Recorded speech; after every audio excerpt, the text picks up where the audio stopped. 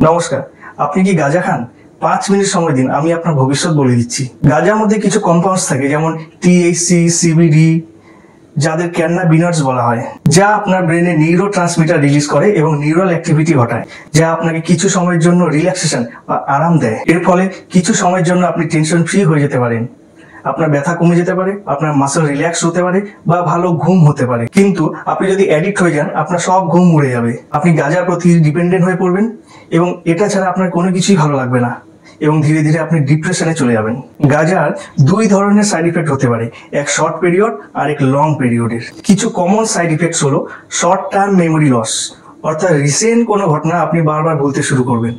Impaired coordination and motor skills, অর্থাৎ পারা কাজ আপনি করতে পারবেন না, যেমন ড্রাইভিং।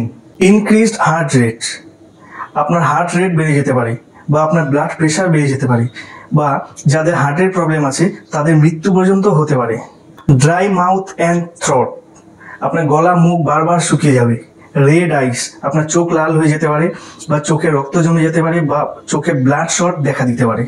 অ্যাংজাইটি, আপনি পার্মানেন্ট ডিপ্রেশনে চলে যেতে পারেন, যার ফলে আপনি পাগল বা সাইকো হতে পারেন। ইনক্রিজড অ্যাপেটাইট, অর্থাৎ আপনার খিদে বেড়ে যাবে এবং এর ফলে আপনি ডেইলি লিমিটের বেশি খাবার খেতে শুরু করবেন, যার ফলে আপনি বিভিন্ন রোগের শিকার হবেন। সাইকোলজিক্যাল ডিপেন্ডেন্স, অর্থাৎ এক সময় আপনার গাঁজা ছাড়া কোনো কিছুই ভালো লাগবে না, আপনার ফ্যামিলি, ফ্রেন্ডস, আপনার বউ বাচ্চা সব মাথায় উঠবে, আপনি কোথাও গিয়ে শান্তি পাবেন না। ইম্পেয়ার্ড কগনিটিভ ফাংশন, অর্থাৎ এক সময় আপনার অ্যাটেনশন বা মনোযোগ হারিয়ে যাবে, আপনার আর কারো কথা ভালো লাগবে না, আপনি কোথাও গিয়ে শান্তি পাবেন না, আপনি অস্থির হয়ে যাবেন, আপনার মন কোথাও টিকবে না।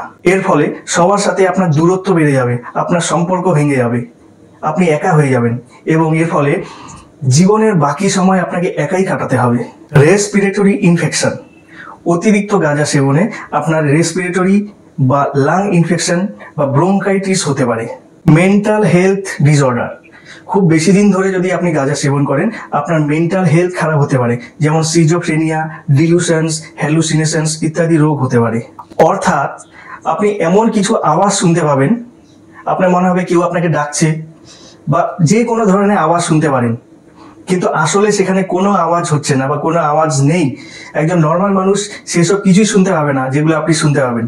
বা আপনি এমন কিছু জিনিস দেখতে পারেন, আপনার মনে হবে কেউ আপনার সামনে দিয়ে হেঁটে বেড়াচ্ছে, কেউ আপনাকে ডাকছে, কেউ আপনার চারপাশে ঘুরঘুর করছে, যে কোনো জিনিস আপনি দেখতে পারেন, কিন্তু একজন নর্মাল মানুষ সেসব কিছুই দেখতে পাবে না বা কিছুই শুনতে পাবে না যেসব আপনি শুনতে পাবেন বা দেখতে পাবেন।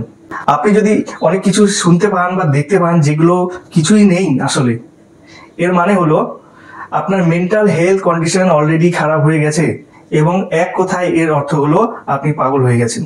এবং আপনি যদি এইসব ঘটনা আপনার বাড়িতে বলেন, তাহলে দেখবেন ঠিক আপনার বাড়ির লোক কোনো ওঝা বা তান্ত্রিক বা কবিরাজের কাছে নিয়ে যাবে। বাড়ির লোক মনে করবে আপনার উপর ভূতে ভর করেছে, সেই জন্য ভূতে আপনাকে নানান ধরনের কথা শোনাচ্ছে বা আপনাকে দেখা দিচ্ছে।